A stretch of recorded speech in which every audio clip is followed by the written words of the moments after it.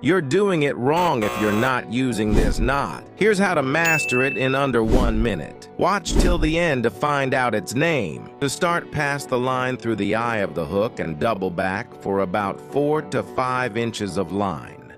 Now pinch the line with the standing line with your thumb and index finger.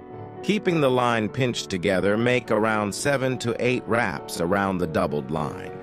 Make sure you don't wrap too tight, as you need space in between the doubled line to continue the knot.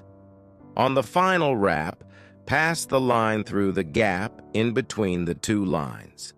Double it back and pass it through the loop that's been pinched between your fingers. Now pull on the line slightly to tighten all the knot together. Wet the tightened knot with saliva or water and pull firmly to bring the knot all the way down to the eye.